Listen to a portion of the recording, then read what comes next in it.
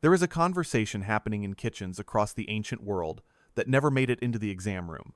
The physician would spend hours, not minutes, walking through the groves, identifying which fruit to harvest, at which stage of ripeness, which preparation would concentrate the healing, which combinations had been observed across generations to calm the body's deepest fires.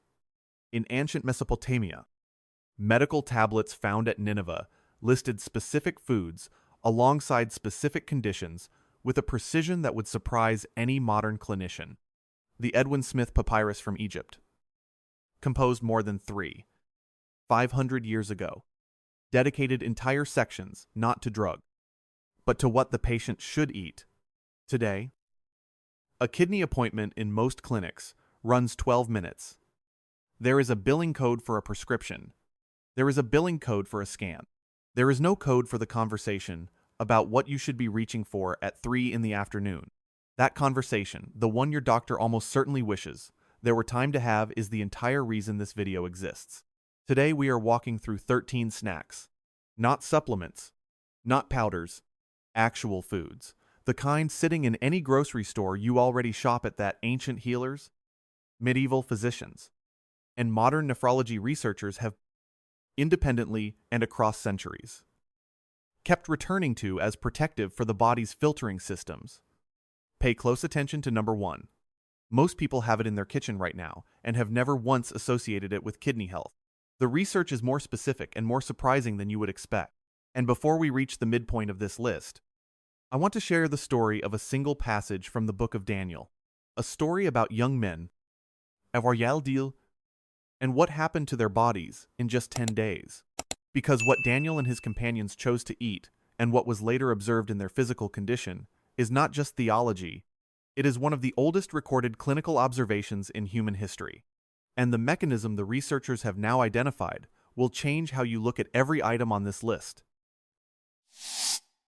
Number 13. Red grapes. In the Book of Numbers, the grapes appear as the first food brought back by scouts sent to survey the Promised Land. The cluster was so heavy it required 2 men to carry it on a pole between them. This detail is easy to read as rhetorical flourish until you consider that this same fruit was also the subject of careful cultivation instruction in Leviticus, and that the pressing, storing, and preparation of grapes represented one of the most closely managed food traditions in the ancient Near East. The precision was not accidental. Grapes occupied a central place in both Ayurvedic medicine, where the grapevine was called draksha and classified among the most nourishing of medicinal fruits, and in the Unani tradition, inherited from the Greek physician Galen, where grape preparations were prescribed specifically for conditions involving what practitioners described as impurity of the blood. Modern nephrology has returned to grapes with a compound called resveratrol, concentrated primarily in the skin of dark red and purple varieties. Research suggests resveratrol helps moderate what scientists call oxidative stress in kidney tissue, the cellular wear accelerated by damaged nephrons, but the deeper story is in the flavonoids, quercetin, and anthocyanins, the pigments responsible for that dark color. Early research has linked these compounds to reduced protein leakage through compromised glomerular membranes. If your doctor has mentioned foam in your urine, the kind that lingers, that foam is often protein that should remain inside your bloodstream. Here is what most discussions of resveratrol omit entirely. The compound's bioavailability, the amount your body can actually absorb and use, is significantly enhanced by the presence of fat. One study published in the Journal of Agricultural and Food Chemistry found that consuming resveratrol alongside a small amount of healthy fat increased absorption substantially compared to eating grapes alone. A few unsalted walnuts or a small drizzle of olive oil alongside your grapes is not incidental. It is the preparation method. Choose fresh, a whole, deeply colored red or purple grapes. Half a cup, roughly 15 to 20 grapes, contains only about 88 milligrams of potassium, making them among the most kidney-compatible sweet foods available. Rinse them cold. Serve them chilled, and pair them with 4 or 5 unsalted walnuts. Do not substitute grape juice. Juicing concentrates the sugar and eliminates the fiber that moderates it. Do not substitute raisins. Drying grapes condenses their potassium to more than 750 milligrams per quarter cup. What was kidney-friendly becomes kidney-burdensome in a single preparation step. The ancient cultivators who spent centuries selecting for deeper color were, without the language of biochemistry, selecting for higher anthocyanin content. They didn't have clinical trials. They had careful eyes watching what happened to the people who ate them. The research is now beginning to articulate why those observations were consistent. Number 12. Cooked egg whites. The egg appears in ancient Egyptian cosmology as the primordial object from which life emerged. In classical Ayurveda, eggs, specifically, egg whites were classified as lagu, meaning light, meaning easy for the body to process. In Persian medical tradition, Al-Razi in the 9th century distinguished between the properties of the white and the yolk with a specificity that would not appear in Western nutritional science for another 1,000 years. What these traditions observed through dietary practice and careful observation, modern protein chemistry confirmed through what is called biological value, a measure of how completely the body can use a given protein without creating significant waste. Egg whites hold the highest biological value of any common dietary protein. Your body uses nearly all of it. The leftover waste, the nitrogen compounds, your kidneys must filter, is minimal compared to red meat, legumes, or even most plant proteins. This matters because every time the body processes protein, it generates urea, which appears on your blood work as blood, urea, nitrogen. A kidney already working below capacity must expend additional filtration effort on every excess gram of protein waste circulating through the bloodstream. Egg whites provide premium structural protein, the kind that maintains the muscle you need at 60, 70, and beyond, while asking almost nothing of the kidney's clearance machinery. The second advantage is specific to the yolk. Nearly all of an egg's phosphorus is contained there. Damaged kidneys struggle to excrete excess phosphorus, and as it accumulates, it begins drawing calcium from bone and depositing in blood vessel walls. By eating only the white, you gain the highest quality protein available, while leaving behind almost all of the phosphorus burden. Here is the preparation detail that almost never appears in kidney diet literature. The form in which egg whites are cooked changes their digestibility and the rate at which the body must process them. Lightly scrambled egg whites cooked slowly over low heat in a small amount of olive oil, removed from heat, while still slightly soft, are digested more gradually than whites that are hard-cooked or rubbery from high heat. Slower digestion means a more gradual release of amino acids, less of a processing surge for a kidney with limited capacity.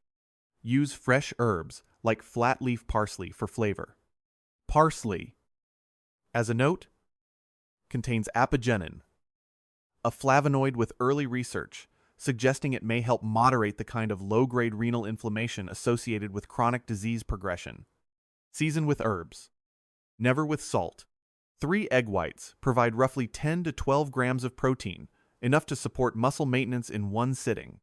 That's the target. Number 11. Leached potato. There is a striking moment in 2 Kings when Elisha, the prophet, encounters a group of men who have accidentally cooked a stew from poisonous gourds during a famine. They cry out that there is death in the pot. Elisha instructs them to add flour to the stew. The people eat and are unharmed. The text is cryptic about mechanism, but what the story encodes is something remarkable: the principle that transformation of a food through a specific preparation step can change its properties entirely. Traditional food preparation across cultures has always embedded this principle. Indigenous communities in the Andes process potatoes through a freeze-drying technique called chuño that removed not only moisture, but a significant portion of soluble compounds, including some that could be problematic in large quantities. The Andean potato was not eaten raw or simply boiled. It was processed. The preparation was the medicine. The leaching technique used in modern renal nutrition operates on exactly this ancient principle. Potatoes are high in potassium, but potassium is water-soluble. Peel the potato. Slice it thin, no thicker than 1/8 of an inch. The surface area exposed to water determines how much potassium migrates out. Place the slices in a large pot of warm water, and soak for a minimum of 4 hours, changing the water once at the midpoint. Then drain, rinse, and cook in fresh unsalted water. When executed correctly, this process removes between 30 and 50% of the potato's original potassium content, which leaves behind in the water you discard. This does not make the potato potassium-free, it makes it moderate. And for someone in the earlier stages of chronic kidney disease, a warm, satisfying, filling food restored to their plate through simple preparation knowledge can mean the difference between staying with the diet and abandoning it entirely. Dietary adherence is not a willpower issue. It is a design issue. A kidney diet that never includes anything warm and filling will fail. Prepare leached potato by mashing it with a drizzle of extra virgin olive oil, a small amount of fresh rosemary, and a squeeze of lemon juice. Never microwave, as the primary preparation microwaving cooks, but does not leach. The slicing, soaking, and freshwater boiling are essential and non-negotiable. Avoid the reflexive swap to sweet potato, which in its unprocessed form contains more than 500 milligrams of potassium per medium serving. Number 10. Cauliflower. The cruciferous vegetables cauliflower, broccoli, cabbage, and their relatives occupy a specific category in traditional Chinese medicine that practitioners called cooling foods, foods prescribed to reduce what TCM described as internal heat, the category of chronic inflammatory conditions. In medieval European herbalism, cauliflower was listed as a digestive purifier, indicated for conditions of the blood. The Sanskrit medical text, Karaka Samhita, describes the cabbage family as particularly suitable for individuals experiencing what was classified as fluid dysregulation. What each tradition was observing, from different vantage points, was the same biological phenomenon, the compound now identified as indole, 3-carbinol, which the body converts into a metabolite called DIM. Research suggests DIM helps moderate the NF-kappa B inflammatory pathway, one of the primary cellular signaling systems involved in chronic, low-grade inflammation. And in chronic kidney disease, persistent low-grade inflammation is not a side effect of the condition. It is a driver of it. It is part of the mechanism by which creatinine continues to climb, even in people who feel perfectly well. Here is the preparation nuance that almost no discussion of cauliflower includes. Indole, 3-carbinol begins to form not in the body, but the moment the cell walls of the cauliflower are broken through, chopping, pulsing, or chewing. The enzyme myrosinase, present in the plant tissue, converts a precursor compound into indole, 3-carbinol when the cell walls are disrupted. Boiling whole cauliflower before cutting it deactivates myrosinase before the conversion can occur, which means the beneficial compound is largely lost. Cut or pulse the cauliflower first, then cook it. This sequence matters more than most preparation guides acknowledge. A food processor transforms raw cauliflower florets into what resembles coarse-grain microwave for 2 minutes without added water. Finish with fresh herbs and a squeeze of lemon. Or roast-cut florets at 400 degrees Fahrenheit with a light drizzle of olive oil until the edges turn golden. Purchase plain cauliflower. Frozen with cheese sauce invariably contains sodium and inorganic phosphate additives, both of which burden a kidney that can no longer manage phosphorus load efficiently. Number 9. Macadamia nuts. The macadamia tree is native to the subtropical rainforests of Queensland, Australia, where Aboriginal communities integrated it into food practice long before Western botanical contact. Traditional use centered on the nut's remarkable caloric density and the particular quality of satiety. It provided sustaining physical capacity across distances that made nutrient efficiency a survival matter. When compared to every other commonly consumed nut, macadamia's kidney profile is exceptional.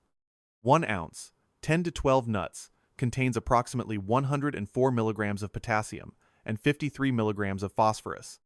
Compare those figures to almonds' 200 milligrams of potassium and 136 milligrams of phosphorus in the same portion. Cashews are worse. Brazil nuts, worse still. The fat composition is what elevates macadamia beyond a simple low-potassium nut. Roughly 80% of its fat content is monounsaturated, primarily oleic acid, the same compound that makes extra virgin olive oil the subject of decades of cardiovascular research. In kidney disease, this is not incidental. Chronic kidney disease and cardiovascular disease are so closely linked mechanistically that some researchers describe them as a single systemic condition expressed in two organ systems simultaneously. The inflammation and vascular damage injuring the nephrons also damages arterial walls throughout the body.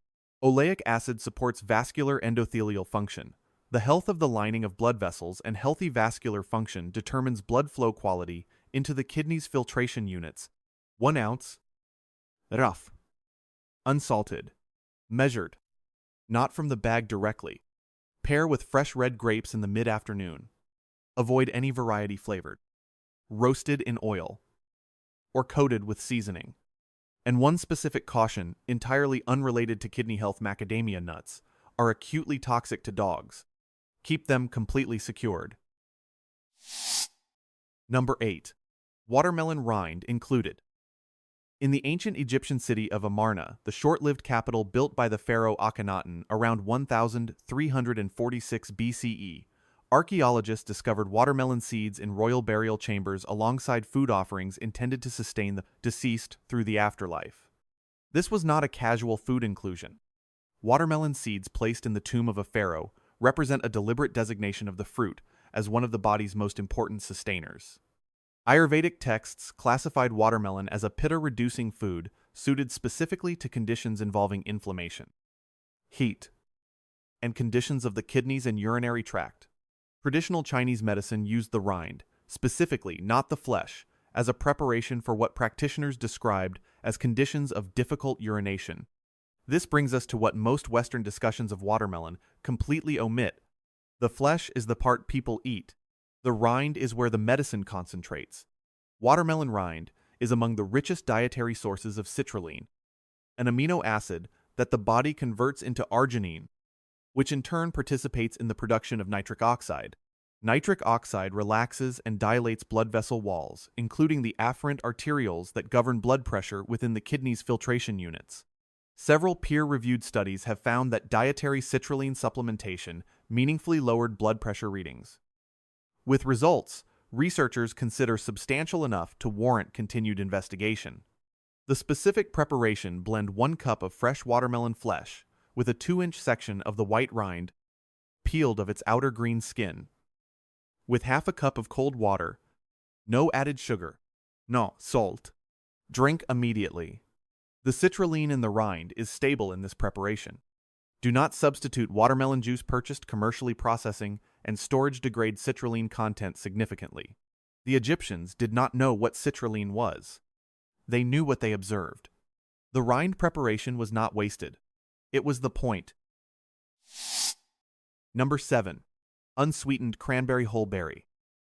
The Ojibwe people of the Great Lakes region called the cranberry atokwa and used it specifically for conditions involving the urinary system, not as a general tonic, but for targeted application to symptoms we would now recognize as urinary tract involvement. This same specificity appears in 17th century European botanical literature and in colonial-era American medicine, where cranberry poultices were also applied to wound management.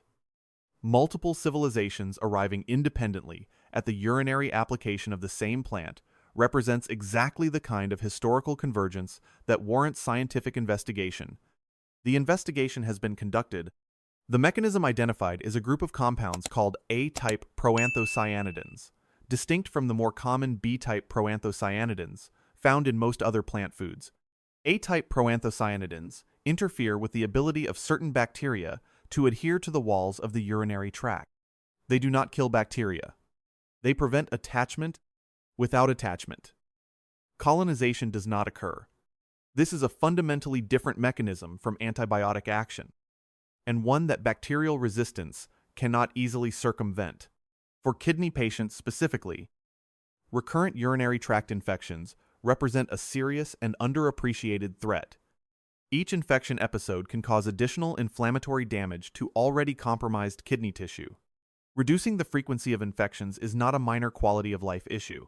It is a tissue preservation strategy.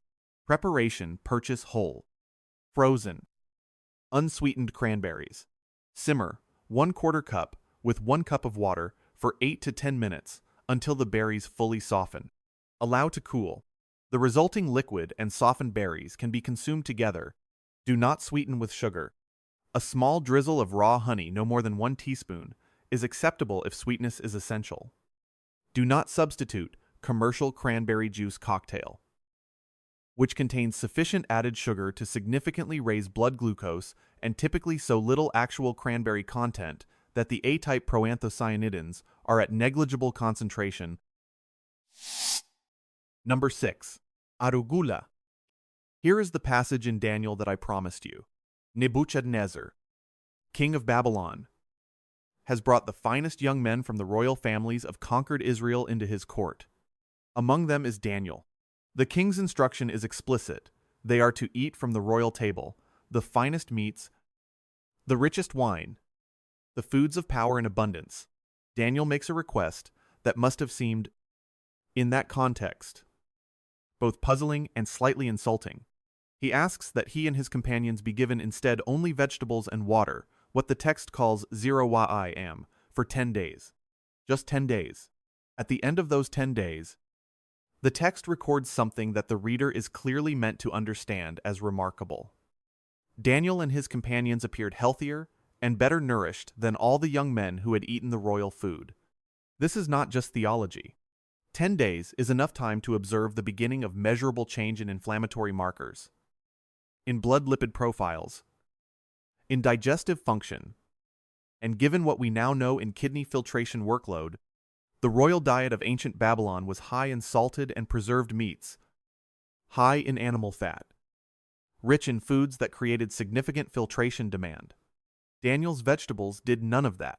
Among the plants most likely consumed in that Babylonian context, based on archaeological records of what grew in the gardens of the Fertile Crescent during that period, was a bitter leafy plant from the Brassica family with close botanical relationship to what we now call arugula.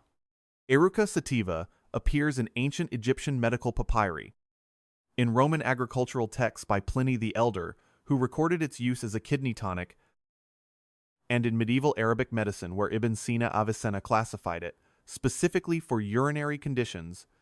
Modern research has focused on arugula's glucosinolate content, particularly glucoarusin, which the body converts to arusin, a compound with emerging research suggesting it may support the nitric oxide pathways involved in vascular tone, the same pathways relevant to kidney blood pressure.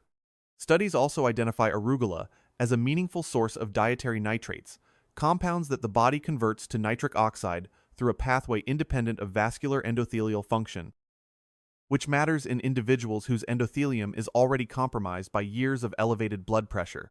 Arugula is also among the most potassium-efficient leafy greens available, approximately 74 milligrams per cup raw, compared to more than 300 milligrams in the same volume of spinach. For kidney patients specifically, spinach has become a reflexive recommendation that does not survive contact with potassium reality. Arugula provides the dark leafy green profile without the potassium burden. Consume it raw. Dress it with extra virgin olive oil and fresh lemon juice only. The enzymatic activity important for glucosinolate conversion is heat sensitive. This is one plant where cooking works against you. That isn't just the story of Daniel's 10 days. It's a description of what the research is now beginning to examine: what happens to the body when the filtration burden is reduced consistently, and the inflammation driving the damage is allowed to quiet. If this kind of knowledge, the kind that runs across thousands of years and lands in your own kitchen, resonates with you, take a moment and tap like, subscribe if you haven't yet. What comes next goes even deeper. Number 5. Olive oil extra virgin. Cold pressed. The olive branch that Noah's dove returned with after the flood is one of the most recognized images in the world. Less discussed is what that olive tree represented medically in every civilization that cultivated it. In the Talmudic tradition, olive oil was applied to wounds and to sick individuals as a standard medical preparation. In ancient Greece, Hippocrates referenced olive oil in 80 different medical preparations for skin conditions. For fever, for digestive disorders, and explicitly for what he called conditions of the kidneys and bladder. The Roman writer, Cato the Elder, devoted significant portions of his agricultural manual to the medical uses of olive oil, including as a preparation for individuals experiencing what he described as difficulty passing water. Persian medical tradition under Avicenna classified olive oil as having a specific affinity for the kidneys warming and moving in its properties, suited to conditions of obstruction and accumulation. Traditional cultures across the Mediterranean were not coordinating, they were converging independently on the same observation. The compound at the center of modern olive oil research is called oleocanthal. It is present only in extra virgin, cold-pressed olive oil, not in refined olive oil, not in olive oil, labeled simply pure, and not in any commercial cooking spray using olive oil as an ingredient. Oleocanthal inhibits the same enzyme pathway as ibuprofen, a finding so unexpected when first published in the journal Nature in 2005 that the researchers initially thought their extract had been contaminated. The anti-inflammatory mechanism is real, and it is specific to unrefined oil. For kidney patients, the significance is direct.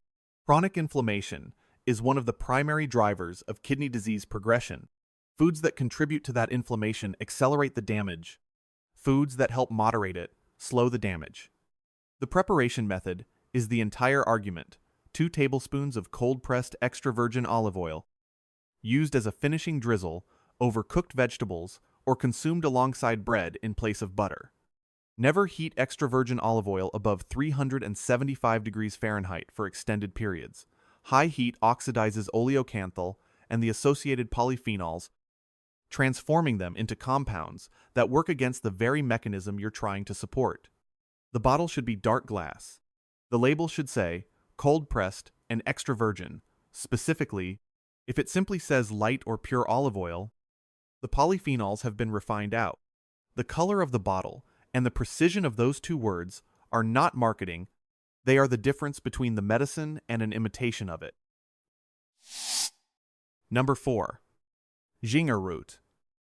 In the ancient Ayurvedic system, ginger was called Vishwabheshaj, the universal medicine. Not hyperbolically, systematically. It appeared in Ayurvedic formulations for conditions involving what practitioners classified under every organ system, with particular emphasis on what was described as disorders of the digestive fire and conditions of accumulated waste in the blood. This language, accumulated waste in the blood, is, without the biochemistry, a description of what elevated creatinine and elevated urea represent. The Ayurvedic observation that ginger supported these conditions was not theological. It was clinical, documented across centuries in the Karaka Samhita and Sushruta Samhita, the 2 foundational Ayurvedic texts, with specific preparation instructions specifying dried versus fresh root for different applications. Traditional Chinese medicine has its own parallel. Shengjiang fresh ginger and Ganjiang dried ginger are classified as different medicines with different properties and different applications. The distinction between fresh and dried ginger in TCM is not folk tradition. It reflects a real biochemical difference that research has now identified. Fresh ginger contains primarily gingerols. When ginger is dried and heated, gingerols convert to Chogaol's compounds that are more bioavailable and show stronger activity in the same anti-inflammatory pathways in laboratory studies. The preparation method changes the medicine. This is exactly what those ancient classification systems were encoding. Research has focused particularly on ginger's modulation of prostaglandin synthesis and its inhibition of TNF-alpha and interleukin, 1 cytokines involved in the inflammatory signaling associated with progressive kidney damage. The evidence base remains early for kidney-specific applications, but the anti-inflammatory direction is consistent across multiple study types. Here is the preparation that most discussions omit. Grate 1 inch of fresh ginger root, not pre-ground ginger, which has lost most of its volatile oil content, into 2 cups of water that has been heated to approximately 180 degrees Fahrenheit. Not boiling. Boiling water degrades the volatile compounds that are part of the mechanism. Steep for 10 minutes.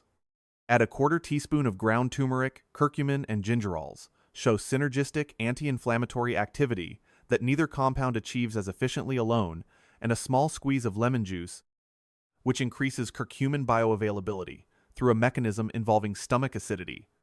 1 cup consumed warm in the morning before food is the preparation most consistent with traditional use and with what the research on bioavailability timing suggests.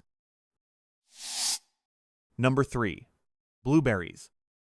The indigenous peoples of the northeastern woodlands of North America built seasonal calendars around the blueberry harvest with a specificity that reflected medical as much as nutritional significance. Preparations made from blueberry leaves were used in conditions of urinary difficulty.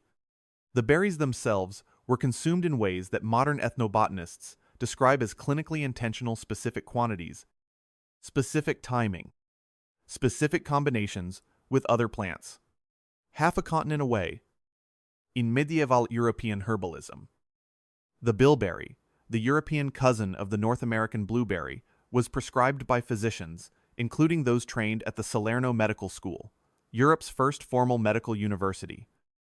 Founded in the 9th century, specifically for conditions of the blood and kidney.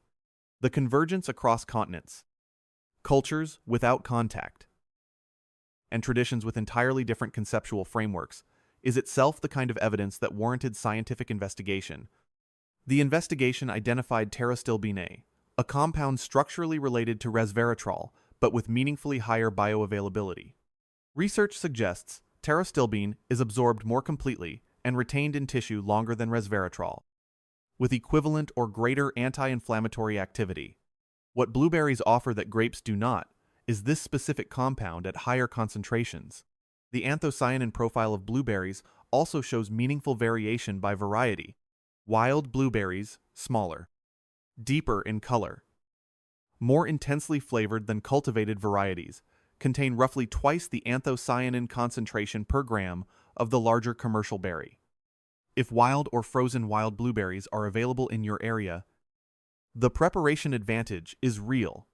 Half a cup of blueberries, fresh or frozen, without added sugar, contains approximately 57 milligrams of potassium. This makes them among the most kidney-compatible berries available. Consume them whole.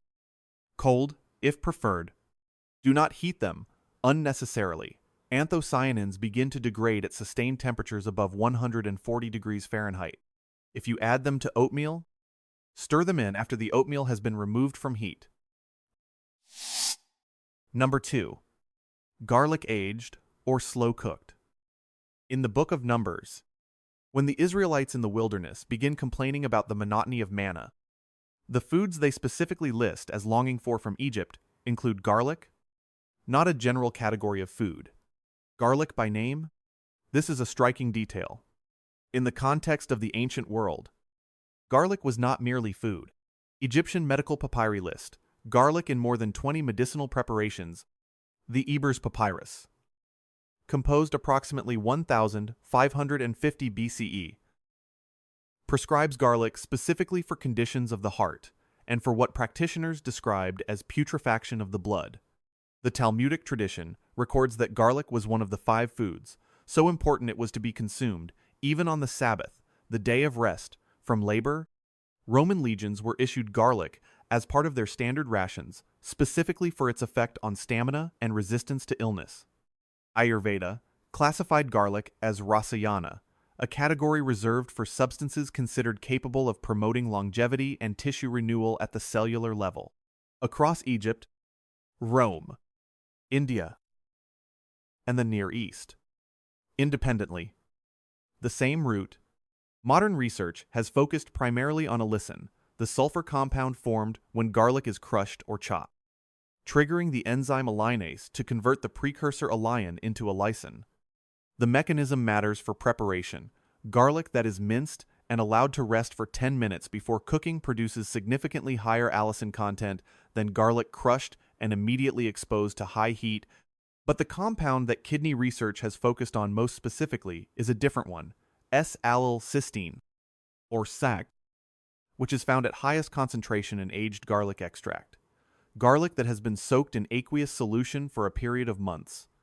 Unlike allicin, SAC is stable under heat, has greater bioavailability, and shows consistent anti-inflammatory and antioxidant activity in studies examining kidney tissue.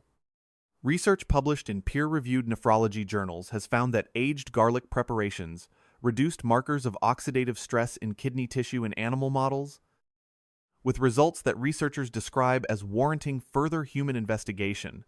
The practical preparation: mince 2 cloves of garlic and allow them to rest on the cutting board for 10 minutes before adding them to any cooked dish during the final 2 minutes of cooking. This approach preserves more allicin than garlic added at the beginning of cooking. Alternatively, 1 capsule of aged garlic extract, widely available in standardized form, provides consistent SAC content without the preparation variable. The people of Israel, longing for the garlic of Egypt, were not longing for a flavor. They had learned, through generations of daily practice, that garlic was a food that did something the other foods did not do. The research is now beginning to examine the mechanism behind what they knew. Number 1. Raw honey unfiltered. The first mention of honey in Scripture is in Genesis, a land described as flowing with milk and honey, a description so repeatedly used through the Pentateuch that it had clearly transcended geography and become a representation of a quality of life, of flourishing, of a body properly nourished. In Proverbs, the instruction is precise: eat only as much honey as you need, lest you overindulge and vomit it. The qualification in that instruction is as significant as the endorsement. This is not poetic decoration. This is specific guidance about a specific food with specific physiological effect. The most extraordinary honey reference in ancient literature appears in the Quran. In Surah An-Nahl, from their bellies comes a drink of varying colors in which there is healing for people. The tradition of honey as medicine, not honey as sweetener, runs through every ancient medical system without exception. Ayurvedic texts describe honey as yogavahi, a substance with the unique property of carrying other medicinal compounds deeper into the body's tissues than they would penetrate alone. This concept, honey as a carrier and potentiator of other medicinal substances, is one the modern pharmaceutical industry is actively investigating. Research on honey's ability to enhance the penetration of antimicrobial compounds through biofilm is an active area of study, with results that researchers consider significant. For kidney health specifically, raw, unfiltered honey presents a profile that differs fundamentally from processed honey in 3 ways. First, raw honey contains active enzymes, particularly glucose oxidase, that produce small amounts of hydrogen peroxide upon contact with moisture, creating a sustained, low-level antimicrobial environment. Heating honey above 118 degrees Fahrenheit permanently denatures these enzymes. The antimicrobial property disappears. You have sweetener, not medicine. Second, raw honey contains a compound called methylglyoxal in concentrations that vary by floral source. With Manuka honey derived from the tea tree Leptospermum scoparium in New Zealand and Australia showing the highest concentrations by a significant margin, methylglyoxal is the subject of active research into biofilm disruption in urinary tract pathogens, directly relevant for kidney patients, whose vulnerability to ascending urinary infection represents a real and underappreciated progression risk. Third, raw, unfiltered honey contains propolis, a resinous compound bees collect from plant buds and use to seal the hive. Research on propolis has found anti-inflammatory properties consistent with modulation of the same NF-kappa B pathway discussed earlier in relation to cruciferous vegetables. Multiple pathways. Converging effect. The preparation is specific. 1 teaspoon of raw, unfiltered honey, possibly cloudy, possibly slightly crystallized at the bottom of the jar. Crystallization is evidence of quality, not spoilage. Stirred into warm water at no more than 100 to 110 degrees Fahrenheit. Not boiling. Not hot tea. Warm. The temperature threshold for enzyme preservation is approximately 118 degrees, and the margin for error is small enough that warm but not hot is not a vague recommendation. It is a specific one. Morning. before food, on an empty stomach. This timing is consistent across traditional systems and is supported by emerging research on absorption timing of phenolic compounds. Most people in the Western world have only ever eaten heated, filtered, commercially processed honey. What they have consumed is the sweetness. What they have not consumed is the medicine. The beekeepers of the ancient world knew the difference between honey that had been heated for easier handling and honey that had been preserved in its living state. They were not interchangeable then. They are not interchangeable now. The closing principle. There is one idea running through every item on this list that almost nobody discusses, and it may be the most important thing in this entire video. Processing destroys the mechanism. Grape juice is not grapes. Refined olive oil is not cold-pressed olive oil. Heated honey is not raw honey. Boiled cauliflower, added whole, is not cauliflower that was cut and then cooked. The active compounds in nearly every food on this list, resveratrol and resveratrol, oleocanthal, allicin, A-type proanthocyanidins, indole, 3, carbinol. The enzymes in raw honey are not stable through industrial processing, high-heat cooking, and long-distance commercial preparation. They are products of the living plant or living food, and they require some measure of that vitality to be preserved in order to function as the research suggests they might. The ancients preserved this understanding through preparation instructions passed down with the same care as the foods themselves. Specific temperatures, specific timings, specific sequences. The preparation was not incidental to the medicine. The preparation was the medicine. Modern commercial food culture has optimized for shelf life, for convenience, for price per unit. None of those optimization targets are the same as therapeutic value. A cranberry juice cocktail in a plastic bottle is optimized. It is not the same thing as what the Ojibwe people were preparing. This is not a reason for despair. It is a reason for precision. The foods on this list are available in their beneficial form in most grocery stores. The preparation methods are simple. They require intention, not expertise. Your kidneys have been filtering your blood every minute of your life since before you took your first breath. They do not announce when they are under strain. They do not complain. They simply work until working becomes harder and harder.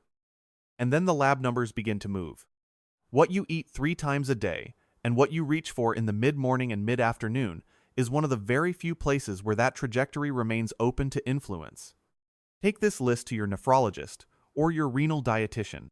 Show them specifically which foods and which preparation methods you are considering. In advanced kidney disease, stage 4, stage 5, or any stage where your potassium level has been flagged as elevated, dietary changes must be calibrated to your individual lab values. That is not a disclaimer. That is physiology. But the question that I want to leave you with, the one I hope you are still turning over after you close this video, is this. If ancient physicians from Egypt, Babylon, Greece, Persia, India, China, and the indigenous peoples of 3 continents all arrived, independently, at the same short list of foods for conditions involving the body's filtration systems, what does that convergence tell us? Not about theology, not about tradition as sentiment, about observation, about what happens to human bodies when these specific foods are prepared in these specific ways and consumed over time. The research is still developing. The full mechanism picture is still being assembled, but the direction of the evidence and the weight of several thousand years of independent human observation points somewhere consistent. If this resonated with you, share it with someone in your life whose creatinine numbers have been moving in the wrong direction and who has never heard this conversation. And in the comments below, tell me what you'd like to go deeper on next, whether that's specific preparations, specific stages of kidney disease, or what the ancient medical traditions said about another organ system entirely. I read those comments. They shape what comes next. Take good care of yourself, and take good care of your kidneys.